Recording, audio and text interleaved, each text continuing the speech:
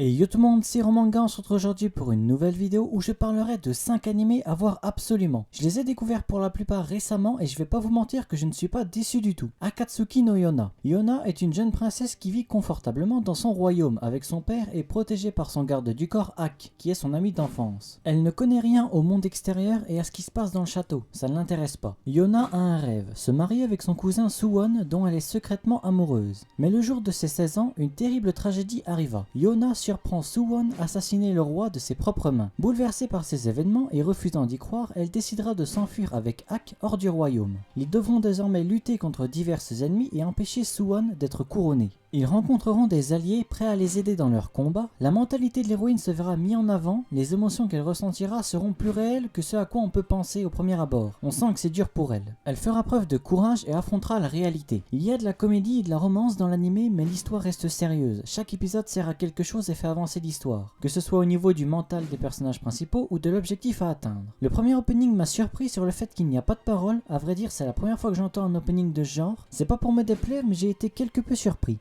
Bien qu'il n'ait pas de paroles, la musique colle parfaitement à l'univers. En revanche, l'opening 2 a des paroles en plus d'être incroyable. L'anime a 24 épisodes sortis en 2014. Il touche en genre action, aventure, comédie, drame, fantastique, fantasy et romance. Et pour thème assassinat, histoire, triangle amoureux, vengeance et voyage. Et il est disponible sur Crunchyroll. On a également un OAV mais uniquement disponible en streaming. Kemono JN. J'ai commencé cet animé le jour de sa sortie et je suis heureux de l'avoir fait. On suit Kabane qui est un kemono, des créatures qui vivent loin des humains car ceux qui en connaissent l'existence les chassent. Kabane est un jeune orphelin qui vit dans un petit village et qu'on surnomme le bouseux. Personne ne l'aime, même les adultes, mais ça ne l'affecte pas. Il n'a pas conscience d'être un kemono, il pense être humain. Un jour, un détective du nom de Inugami arrive dans son village pour éclaircir une affaire d'animaux qui se décompose et petit à petit comprend la situation dans laquelle Kabane vit. Après une dispute avec un de ceux qui le maltraitent, Kabane se transformera en monstre, mais il réussira à se contrôler grâce à la gemme qu'il porte autour du cou qui réfrène ses pulsions. Peu après, Inugami lui expliquera sa vraie nature et qui il est vraiment. Comme des personnes l'ont vu se transformer en monstre, Inugami lui proposera de venir avec lui à Tokyo dans une agence de détective, un endroit où personne ne pourra s'en prendre à lui. Il décidera de régler différentes affaires de meurtre liées au kemono avec ses deux nouveaux équipiers du même âge, qui sont aussi des kemonos possédant des pouvoirs comme Kabane. Kabane, qui est immortel, même en lui coupant la tête, il ressuscitera, en plus de savoir se battre. Un des meilleurs animés de la saison dernière pour moi, bien qu'il y ait eu Wonder Egg, Mushoku, etc. C'est une très bonne découverte. Un opening qui ambiance beaucoup, je me demande même s'il est possible de le skip au moins une fois tellement il est bien. L'anime a 12 épisodes sortis en 2021, il touche en genre drame, fantastique, mystère, shonen, surnaturel et pour thème démon, détective et enquête, et il est disponible sur Wakanim.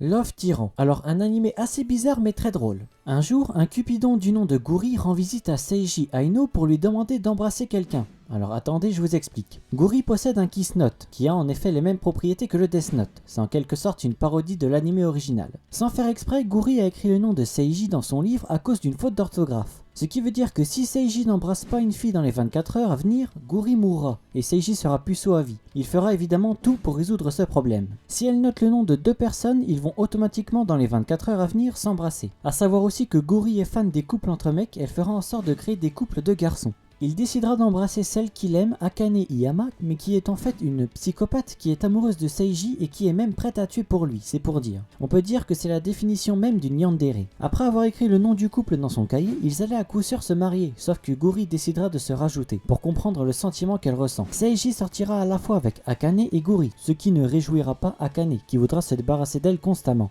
On suivra donc leur quotidien de couple qui donneront lieu à beaucoup de situations drôles. Des personnages arriveront au fur et à mesure des épisodes qui seront tout aussi bizarres. Un anime qui jouera entre comédie et romance qui est l'air de rien assez what the fuck mais bien drôle. L'anime a 12 épisodes sortis en 2017. Il touche en genre comédie, drame, romance, school life, surnaturel et pour thème ange, démon, école et harem et il est disponible sur Crunchyroll.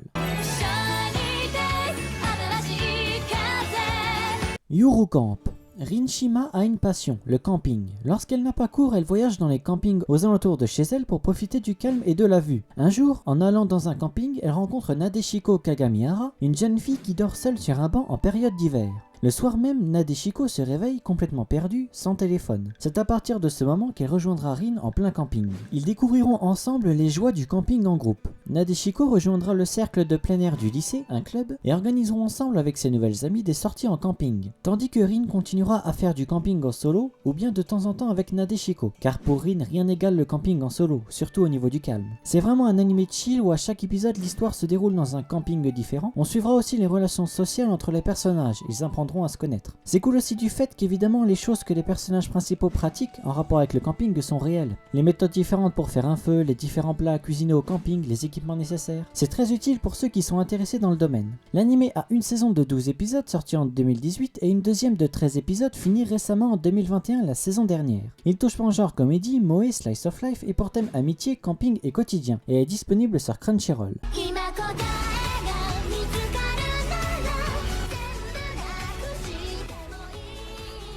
Made in Abyss. J'ai vu cet animé l'année dernière et pour moi c'est vraiment un coup de cœur, j'étais obligé d'en parler. L'Abysse est un trou géant formé par une raison mystérieuse, c'est un des seuls lieux inexplorés au monde. Des explorateurs y vont quotidiennement pour descendre de plus en plus profond, mais plus les gens descendent bas, plus la malédiction leur fait effet. Vomissements, tête qui tourne, hallucinations. Les symptômes sont de plus en plus graves au fur et à mesure de la descente. Personne n'a réussi à y découvrir, ni même accéder au fond du gouffre. On suivra Riko, une jeune orpheline qui a grandi dans une petite ville située au bord du gouffre. Elle rêve de devenir exploratrice comme sa mère disparue au fond du gouffre. Un jour, alors qu'elle explore le premier niveau de l'abysse, elle rencontrera un étrange robot qui parle, ressemblant à un être humain, qui l'a sauvé d'un énorme monstre venant de l'abysse. Plus tard, on apprendra que ce robot est amnésique, qui ressent des émotions et qu'il vient du fond de l'abysse. Riko l'appellera l'égout. Ils décideront ensemble de descendre dans l'abysse pour à la fois y découvrir qui est vraiment l'égout, partir à l'aventure et retrouver la mère de Riko disparue soi-disant morte. Je pense que si des gens ont entendu parler de cet animé, c'est surtout pour son point fort qui est les OST juste incroyables. Sans mentir, c'est un des animés avec les meilleurs OST, j'ai rarement entendu quelque chose d'aussi beau, c'est juste flagrant. Ce qui nous donne envie aussi de voir la suite, c'est surtout l'égout. On veut savoir qui il est réellement, surtout qu'à chaque épisode on découvre quelque chose à son sujet qui nous surprend et qui a l'air d'être lié à l'abysse. L'égout, c'est vraiment le personnage intriguant dont on veut tout savoir à son sujet. La même chose pour Riko en rapport avec sa mère disparue. L'animé nous tient en haleine.